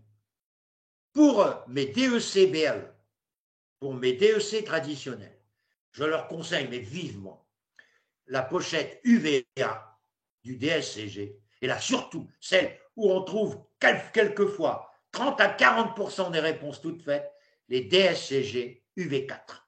Donc, pour les DEC VAE et DEC traditionnels, 6 pochettes, 4 en DCG et 2 en DSCG. Pour mes amis DSCG VAE, je leur conseille les 7 pochettes avec le prix remisé grâce à Francis auprès de M. Dassonville, vous le verrez, dans le site Corroy, CO2ROY. Je répète, CO2ROY. Mais l'organisation aussi bien pour le DEC VAE, pour le DSCG VAE, pour le DEC traditionnel, voire, même si je ne fais pas cette formation pour le DSCG traditionnel, la réussite pour les UV écrites passe par ce que j'appelle maintenant un lexique documentaire. Qu'est-ce que c'est qu'un lexique documentaire? C'est le fait que Francis, entre autres, vous envoie presque tous les jours plusieurs courriels avec des informations qui peuvent plus ou moins se rapprocher. Faire un lexique documentaire, c'est quoi? C'est prendre un tableau Excel et par ordre alphabétique, rangé avec une légende suffisamment claire pour retrouver l'information lors de vos révisions ou lors de votre composition UV2 dont vous avez le droit d'avoir de la documentation. Donc, ce lexique documentaire comprend par ordre alphabétique tous les articles ou extraits de bouquins, etc., que vous avez photocopiés et que vous avez rangés dans l'ordre de ce lexique documentaire, ce lexique documentaire, travaillez dès aujourd'hui et n'a pas à attendre le début mai pour faire un lexique documentaire. Ce lexique documentaire par ordre alphabétique avec des légendes claires pour vous permettre de retrouver, surtout pour nos amis qui passent l'UV2 traditionnel. Ça, c'est hyper important et cela vous donne le moyen de pouvoir gagner un temps fou lors de l'UV2 sur laquelle je reviendrai le 3 février. Parce que l'UV2, c'est un travail qui se prépare à la maison, qui se prépare avec un temps de travail durant 4h30 bien calculé pour ne rien oublier et d'avoir au minimum 10 sur 20 grâce à tout ce que j'ai fait. Parce que quand je vous dis faire un lexique documentaire, il y a des candidats, je prends des exemples de candidats de 2018 comme Aurore, qui a eu 14 et qui a fait 2 lexiques documentaires. Je m'explique. Elle a fait un lexique documentaire pour tous les articles ou revues que Francis conseillait, comme par exemple elle a repris des articles d'actuels experts comptables qu'elle a intégrés dans son lexique par ordre alphabétique avec une légende suffisamment claire. Mais c'est là où elle m'a dit, j'ai gagné beaucoup de temps, Francis. J'ai pris mes 6 pochettes Corroy et j'ai fait un lexique documentaire pochette Corroy, ce qui me permettait, par rapport à un lexique documentaire pochette Corroy, de retrouver chez Corroy la réponse à la question, parce que j'ai fait un lexique documentaire avec les corrigés, j'avais les énoncés, mais j'ai fait un lexique documentaire avec les corrigés pour me permettre de retrouver sur Corroy UV1, sur les 6 UV, parce que dans le lexique documentaire, je mettais par exemple abus de bien social, je mettais pochette droit social, page Intel. Donc, je pouvais aller chercher sur Corroy cette réponse. Et là, grâce à ça, elle a obtenu 14 alors qu'elle n'avait jamais eu la moyenne 3 fois précédemment. Donc, tout ça pour vous dire que moi, je veux vous faciliter les tâches. Et votre lexique documentaire, les amis, pour le DEC-VAE n'est pas superflu. Parce qu'en ayant le lexique documentaire et en l'apportant, même si vous ne l'avez pas mis dans votre livret 2, vous éblouissez le jury en apportant un dossier de photocopie que vous avez mis dans votre pochette, dans votre pochette ou dans votre sac, etc. Vous avez mis sur le bureau à côté de vous, vous avez mis. Alors les gars, ils vont vous dire, mais madame, vous avez sorti ça, c'est quoi? Ben, voilà, monsieur, vous savez que moi, je considère qu'un expert comptable, il doit se former de manière permanente tout au long de la vie. Eh bien, moi, j'ai suivi ce principe depuis longtemps. Là, je vous montre un petit peu ce que j'ai prévu pour cette préparation, pour être vraiment dans le coup. J'ai prévu un lexique documentaire dans lequel, voyez-vous, je vous remontre simplement ma feuille Excel. Vous voyez, c'est classé par ordre alphabétique. Alors, j'ai eu j'ai eu un Montpelliérain qui avait un papa expert comptable et qui était parti pour être prof de sport et qui a eu un grave accident, je dirais, médical, qui n'a pas pu être prof de sport. Donc, son papa lui a dit, bah, écoute, tu ne peux pas être prof de sport, essaye de devenir expert comptable. Donc, il a passé le DCG, je dirais, assez rapidement, mais en ayant beaucoup de lacunes, et il est arrivé au DSCG. Il n'a pas eu le DSCG rapidement. Il a mis 2 ans pour avoir le DSCG. Donc, il a mis 4 ans au total, mais avec beaucoup d'inexpérience. Et il s'est attaqué au DEC. Sans moi, la première année, il a eu 3, je crois, en UV2, et il n'avait pas fait son mémoire, il a eu 10 en UV1. Donc, il s'est rapproché de moi pour le mémoire et en même temps pour l'UV2. Eh ben, ce garçon, il ne connaissait pas ma règle de lexique documentaire. Il avait échoué, mais il n'avait pas beaucoup d'expérience rapidement à l'UV2 avec un 3, ben, il a eu le plaisir d'avoir 12,5. Je ne dis pas qu'il a eu 20, voyez-vous, je suis honnête, il a eu 12,5, mais 12,5 pour lui. Il a eu son mémoire avec 14. Il est expert comptable depuis 3 ans. Hein. On s'est rencontrés dans le sud, puisqu'il est venu me remercier en m'invitant dans un très grand restaurant avec mon épouse, comme beaucoup de mes candidats d'ailleurs, que j'ai eu le plaisir de voir physiquement lors de mes passages dans le sud, puisque j'avais beaucoup de candidats à l'époque, j'en ai encore, du côté de l'Occitanie, hein, j'ai encore beaucoup de candidats, et comme j'aime bien l'Occitanie, entre parenthèses Béziers ou Agde ou Cap d'Agde, comme vous voulez, à Cap d'Agde étant une petite partie de Agde. Moi, j'habite du côté de Cap d'Agde, mais habillé, hein, parce qu'il y a un secteur Cap d'Agde qui est déshabillé et je ne fréquente pas. Mais chacun est libre de faire ce qu'il veut, ça c'est un autre problème. Donc, je reviens pour vous dire que le lexique documentaire est forcément indispensable. Je vois qu'il y a aussi des amis qui sont en train d'essayer de m'avoir encore. Ça, c'est pour vous dire qu'il y a des gens vraiment qui sont mal réveillés ou qui n'ont pas pu se réveiller et qui sont là actuellement. Donc, je vais appeler notre ami qui essaye de m'avoir depuis tout à l'heure. Et je m'excuse de cette petite interruption sur laquelle je vais revenir. Voilà. Donc, pour revenir à tout ce que je vais vous faire parvenir, en dehors de mes mails quotidiens, je vous demande de les trier, ces mails quotidiens, parce que si vous ne les triez pas, vous allez être vite débordé et ça ne sert strictement à rien. Alors, vous allez recevoir pour le 3 février, date de démarrage de mes UV1, UV2, une grosse documentation. Et j'ai aussi, et là c'est impressionnant, en dehors de mes fiches techniques, en dehors de mes courriels hebdomadaires, mensuels ou quotidiens, j'ai aussi une grosse bibliothèque numérique. D'ailleurs, si vous êtes déjà dans mes groupes, vous avez vu qu'hier, pas plus tard qu'hier, je vous ai fait parvenir par WeTransfer des nouvelles sources d'informations, d'ouvrages ou d'études sur les audits, et ça vous donne l'occasion d'avoir une bibliothèque numérique exceptionnelle au fur et à mesure, qui va à la fois enrichir vous-même pour votre préparation, mais qui peut enrichir, et ça peut faire plaisir à votre cabinet, enrichir votre cabinet.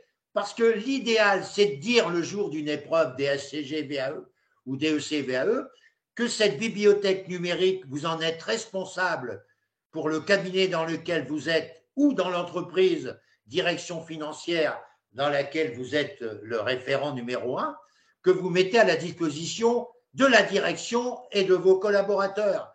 Donc, vous n'êtes pas figé sur votre propre personne. Votre volonté, c'est de distribuer un certain nombre de choses. Et ça, vous aurez au fur et à mesure, parce qu'elle fait 12 gigas, ma bibliothèque numérique, vous imaginez que je peux la faire passer par gros fichier parce que je me suis abonné. Mais gros fichier, ce n'est pas intéressant. Parce que gros fichier, il fait que des lignes.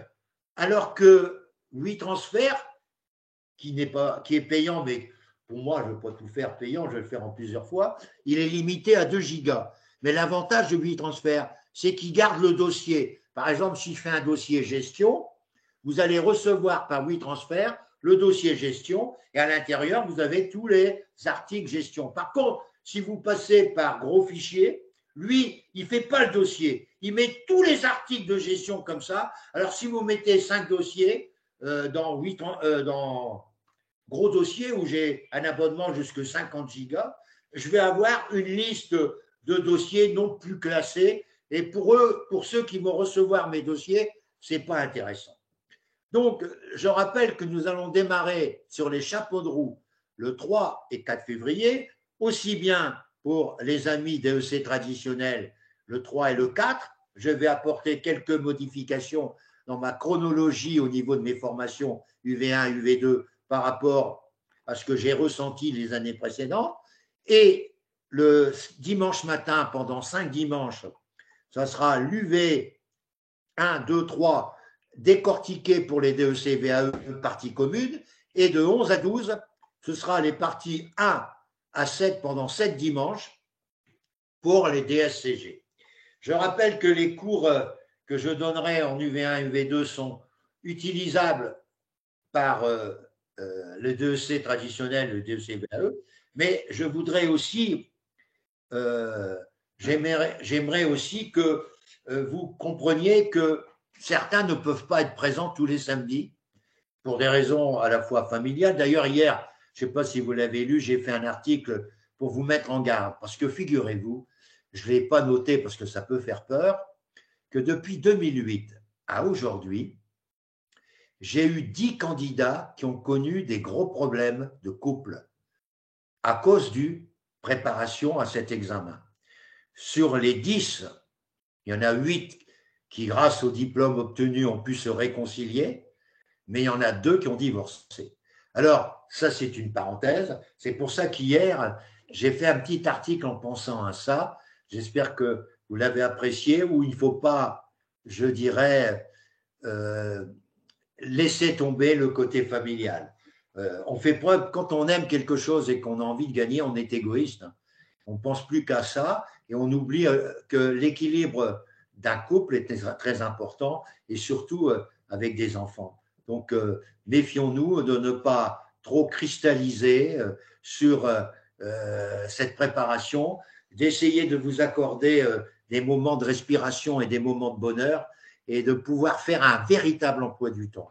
Moi, j'ai toujours été, en tant qu'étudiant, à la fois célibataire et à un moment donné, quand j'étais marié ou je terminais mon mémoire, j'ai toujours fait un emploi du temps que je remettais à ma femme chaque semaine pour lui dire donc j'étais pris telle date, au niveau de mes cours que j'avais, bien sûr, et mes conférences que je faisais je partais le dimanche souvent pour mes conférences, je revenais le mardi, donc elle savait où j'étais, l'hôtel, etc. Mais je mettais aussi les horaires où je travaillais, parce que je préparais mon mémoire à l'époque, et eh bien, elle savait que j'étais pris par le mémoire, mais que les autres heures de la journée, j'étais dispo. Mais au moins, elle savait que j'étais pris, et j'ai toujours fait ça, jusque encore 3 ans en arrière. Donc, pendant presque 50 ans, j'ai toujours accroché à l'intérieur d'un meuble de cuisine mon emploi du temps de la semaine, avec les endroits où j'étais, le numéro de téléphone, etc., pour me joindre, sachant que j'avais à un moment donné une activité où j'étais à Bordeaux, à Strasbourg, à Marseille, ou à Colmar, ou à Paris, ou à Rennes, ou à Nantes, ou à Lorient. Donc, ma femme, elle ne suivait pas si elle n'avait pas ce machin-là. Et j'ai toujours peut-être un peu négligé mes fils, mes 2 fils qui ont aujourd'hui plus de 50 ans, mais quand ils ont préparé les examens, 15 jours avant, je me consacrais uniquement pour eux, et ils ont tous eu les examens brillamment, mais j'avais consacré 15 jours à fond. Ils préparaient les mêmes examens avec un an de décalage, donc c'était bien pour moi. Mais ils venaient avec des copains, parce que dans mon bureau, il y avait plein de copains, et je révisais avec eux tous les programmes. Tous ces copains restent copains 30 ans après, ils sont toujours copains d'ailleurs, très grands copains, et je suis très heureux puisqu'ils ont tous eu les examens, c'était des BTS à l'époque, après c'était une licence marketing, et ils ont tous eu, puisque au départ j'étais le grand spécialiste du marketing, et ensuite, compte tenu que j'étais diplômé expert et qu'on a ouvert des classes DCG, j'ai été obligé d'aller vers les DCG et les DSCG, mais je ne le regrette pas, mais j'ai toujours eu beaucoup de, je dirais, de satisfaction d'animer le marketing. Et ce qui m'apporte, c'est de savoir vendre. Et quand j'ai vendu une paire de chaussures à un malheureux cul-de-jatte, je me suis dit vraiment, tu es fait pour le marketing, tu es fait pour la vente. Ne confondons pas quand même la vente et le marketing. Le marketing, c'est mieux connaître les besoins des gens pour mieux les satisfaire. Et vous n'oubliez pas que le congrès 2020 que vous devez citer dans votre exposé, aussi bien mémoire que votre exposé DEC-VAE, que ça me marque ces 3 mots forts du congrès 2020, je les répète, c'est les 3 M, marketing, management Et Marc, ça c'est hyper important. Voyez-vous, on ne confond pas dans le monde médical l'infirmier, le chirurgien et le médecin généraliste. Dans le monde de l'expertise, on confond tout. On ne dit pas j'ai vu mon expert comptable, jamais qu'on dit ça. 90% des gens disent j'ai vu mon comptable. Ce qu'on veut démontrer, c'est que le monde de l'expert comptable a besoin d'être reconnu. Et la marque expert comptable ne doit pas être confondue avec le mot comptable. Est-ce que vous avez des questions avant que je laisse la parole à mon épouse qui va venir dans quelques minutes nous rejoindre pour parler de choses rapides en un quart d'heure qui peuvent et qui doivent vous intéresser. Ça vous permettra de connaître mon épouse, sophrologue, qui a fait aussi des audios que je vous transmettrai pour vous permettre d'être plus à l'aise le jour de vos examens, mais qui est aussi, elle vous le verrez avec le psy, je suis dans son bureau et si vous le voyez, il y a des fauteuils un peu partout, mais c'est l'endroit où elle reçoit les gens et qu'elle présente un peu un appareil révolutionnaire qui pourrait être utilisé par tous les cabinets comptables. Après le déjeuner, si vous avez un restaurant d'entreprise où vous déjeunez à l'extérieur et vous revenez dans le cabinet, vous avez à votre disposition dans le cabinet un ou plusieurs appareils Psyo qui vous permettent en 8 minutes de faire une turbo-sieste et de retrouver du bench. Regardez, hein, le bench que j'ai encore aujourd'hui, j'en ai fait un ce matin, juste avant de vous retrouver.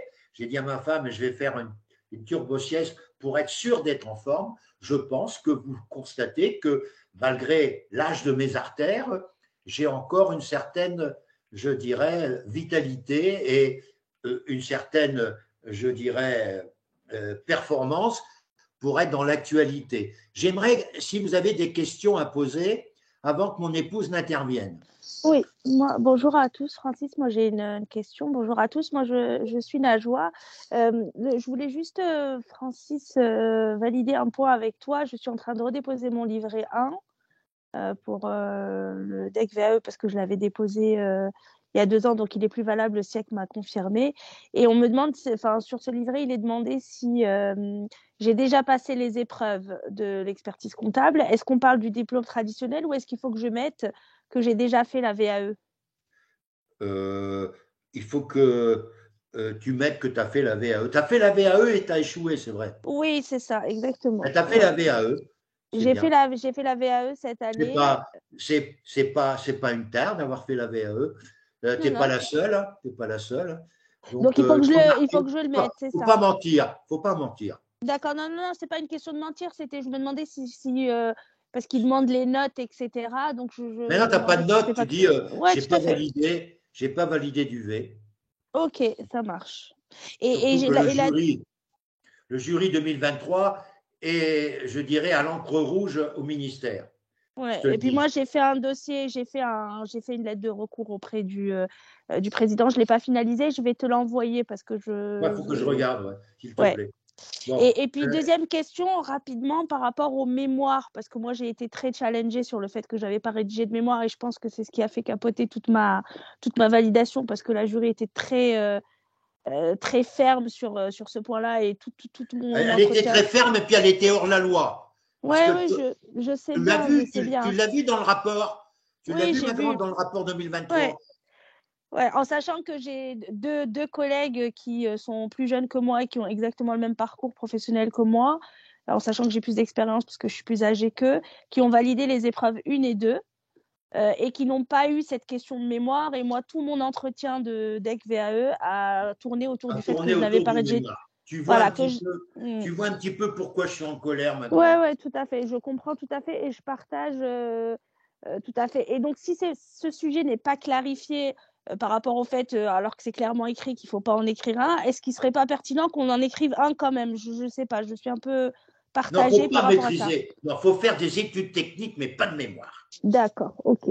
Fais-moi Ok. plaisir et fais ta semaine d'actualité où tu mets plusieurs semaines, tu n'en mets pas 25, tu en mets Mais une ou trois ou quelques-unes. trois pour dire que tu fais ça depuis la pandémie. Ok, très bien. Merci, Francis. Voilà. Bon, je vais demander à mon épouse de venir 2 minutes, ça ne va pas durer longtemps. Vous allez voir, vous allez avoir une autre personne que moi. Donc, Daniel, elle est de l'autre côté, là, voyez-vous. Je suis dans, elle va arriver, elle arrive. Voilà. Et je vous présente donc Daniel Tison, qui est ma femme, et qui va vous exposer rapidement. Voilà. Voilà. Attention. Voilà. Vous avez Madame Tison qui est là. Donc, je vais vous la. Bonjour. Bonjour. Tu veux pas t'installer là derrière? Moi, je vais m'installer à côté de toi. Ouais. Non, mais c'est comme tu veux. Hein. Bien. Allez, Daniel, on t'écoute.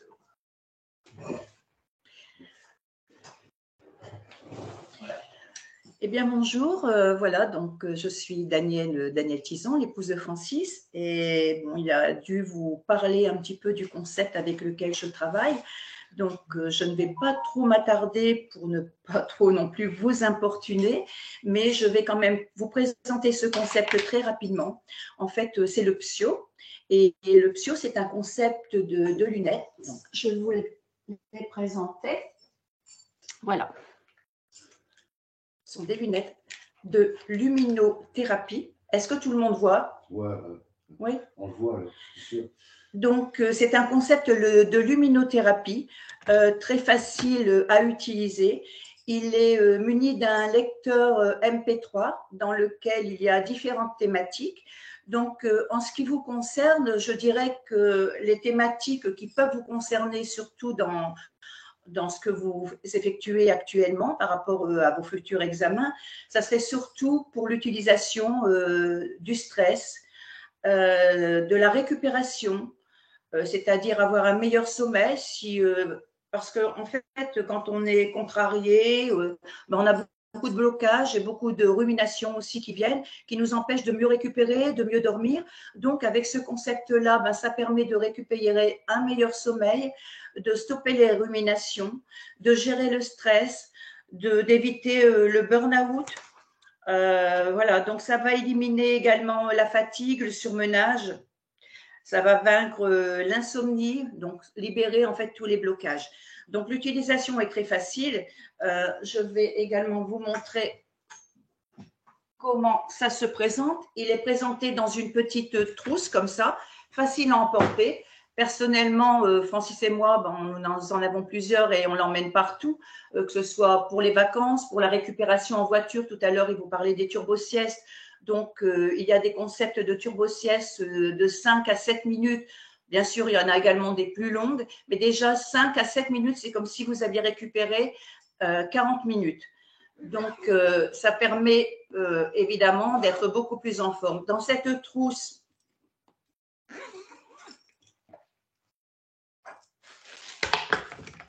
eh bien sûr, il y a les lunettes, mais il y a également de quoi les recharger avec voilà, ça se recharge comme un portable en fait. Et il y a également des petits écouteurs que l'on met sur le côté. Et lorsque l'on écoute, je vais également vous l'allumer comme ça. Voilà. Vous voyez, il y a des lumières pulsées qui vont agir donc sur différentes hormones, l'hormone du bien-être, justement pour la récupération, pour le stress, pour le sommeil, et également l'hormone pour rebooster, c'est-à-dire les turbosiestes éventuellement, lorsqu'on a besoin de récupération rapide. C'est très facile d'utilisation, très facile à emporter pour les femmes. Bon, souvent, on a des grands sacs, donc ça va dans notre sac à main assez grand. Pour les hommes, ça peut aller dans une pochette, un porte pour l'ordinateur, etc., etc. Je ne veux pas être trop longue par rapport à cela, comme je vous l'ai dit précédemment. Ces lunettes, moi, je les considère quand même comme un objet assez révolutionnaire, puisqu'il incorpore 3 techniques, donc la luminothérapie, la relaxation par des voix. Dans les écouteurs qui sont associés aux lunettes, eh bien, vous avez des techniques de relaxation, de détente. Voilà, je ne vais pas non plus aller trop dans les détails, mais vous pourrez me joindre par la suite si vous le souhaitez. Et vous avez la chronothérapie, donc, qui est une association de différentes couleurs, de différentes nuances, qui peuvent être des couleurs ou des nuances chatoyantes, justement, pour aider à se détendre, ou alors des couleurs un peu plus boostantes pour le réveil, donc notamment pour les turbosiestes. Je pense avoir fait un petit topo de ce que ce concept peut apporter. Pour avoir plus de détails, vous pouvez aller sur le site. Je pense que mon mari vous avez déjà les coordonnées du site. Sauf que quand vous allez sur le site, vous avez donc une fenêtre qui s'affiche et on vous demande le nom de votre ambassadeur. Chaque ambassadeur a un pseudo. Donc, mon pseudo, moi, c'est Nuance. Donc, tout en majuscule et au pluriel. Pourquoi j'ai choisi Nuance? Parce que je vous ai parlé des couleurs, justement. C'est facile à retenir parce que quand on pense, justement, couleur de l'arc-en-ciel, c'est ce qu'on retrouve un petit peu également dans cette chronothérapie. Quand on pense aux couleurs de l'arc-en-ciel, eh bien, il y a différentes nuances. Et ça m'a donné l'idée, justement, de mettre ce pseudo-là, facile à retenir par rapport aux différentes couleurs et, bien sûr, au pluriel. Maintenant, pour me joindre, vous pouvez bien sûr me joindre pour avoir plus de détails. Vous pouvez me joindre également par mon courriel ou alors sur Messenger, puisque je suis sur Facebook, donc en message privé sur Messenger. En ce qui concerne les détails, comme je vous disais, que vous allez sur le site, quand vous mettez le nom dans l'ambassadeur, donc Nuance, vous mettez également le pays. J'insiste parce que des personnes n'ont pas fait attention parfois et n'ont pas mis le pays qui correspondait. Donc, en ce qui nous concerne, bien sûr, c'est la France, mais peut-être qu'il y a d'autres personnes dans d'autres pays actuellement qui m'écoutent. Donc, à ce moment-là, vous mettez votre pays. Hein, donc, voilà. Et puis, à ce moment-là, vous marquez sur envoyer. Voilà, vous cliquez sur envoyer et quand vous avez cliqué sur envoyer, vous arrivez donc dans, on va dire, dans mon domaine avec Nuance. Et là, vous allez avoir les différents tarifs, les différents détails, etc., etc. Sachez qu'actuellement, il y a également des promotions qui peuvent être intéressantes. Et voilà, donc ça peut être on va dire, une très bonne opportunité. Nous, on les utilise. Moi, j'ai découvert ce concept il y a 8 ans maintenant, 7 à 8 ans. C'est vrai que je l'utilise régulièrement. Francis également, ça l'a aussi pas mal boosté. Et puis voilà, je pense qu'il faut continuer, même quand les années passent, continuer à avoir une petite activité de façon à se sentir bien dans sa tête. Mais l'important, c'est aussi d'être bien dans son corps. Parce que quand on n'est pas bien dans sa tête, eh bien, c'est le corps qui réagit. Hein. Donc, en tant que sophrologue, je peux vous dire que voilà, le mal de dos, un poids sur les épaules, ça peut être aussi de l'acné, même de l'acné plus tard. Hein. Ce n'est pas simplement l'acné juvénile, mais ça peut être du psoriasis, ça peut être des différents problèmes de peau également. Mais là, c'est le corps qui nous dit stop, prends soin de moi maintenant. Donc, la tête, avec nos ruminations, tout ce qui, voilà, ce manque de confiance en soi qu'on peut avoir également, eh bien, ça nous empêche de dormir ou de récupérer par rapport aux ruminations. Et donc, cela provoque également des problèmes au niveau de notre corps. Et quand on est bien dans notre corps, eh bien, on est bien dans notre tête. Et quand on est bien dans notre tête, on est bien dans notre corps également. Voilà, je ne sais pas si quelques personnes ont des questions à me poser avant que je quitte cet écran. Est-ce que quelqu'un a des questions à poser? Silence. Bon. Bien. Bon, je vais redonner la parole à Francis. Je vous souhaite un bon dimanche et puis également bon courage à vous tous. Regardez, voilà. Comme ça fait un beau couple quand même. Hein. Merci beaucoup. Au revoir. Allez. Bonne journée. Attendez, j'arrive. Hein, je termine. Je reprends dans ma place en vous remerciant d'avoir accordé à mon épouse ces quelques instants qui démontrent qu'on est quand même un couple qui envisage, malgré qu'on soit retraités tous les deux, on a des petites activités. Moi, je dirais que c'est une petite activité qui devient hyper dense. Mais en tout cas, j'étais ravi ce matin d'être avec vous. Je vous remercie de votre présence. Je reste à votre disposition et je rappelle les coordonnées. En ce qui me concerne, c'est francis.tison@outlook.fr.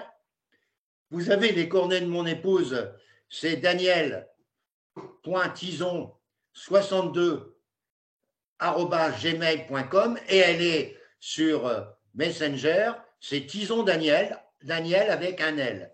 Je vous remercie, Daniel et moi, on vous remercie de votre écoute et on reste à votre disposition pour vous apporter toutes les précisions nécessaires. Même dans le mail, c'est Daniel E-L-E. C'est Daniel E-L-E, elle me précise dans le mail, il n'y a pas deux L. C'est Daniel avec un L, sans accent forcément dans un courriel. Donc c'est Daniel avec un L-E, voilà. C'est comme ça, vous l'avez ajouté, c'est bien. Et je vous remercie et passez un excellent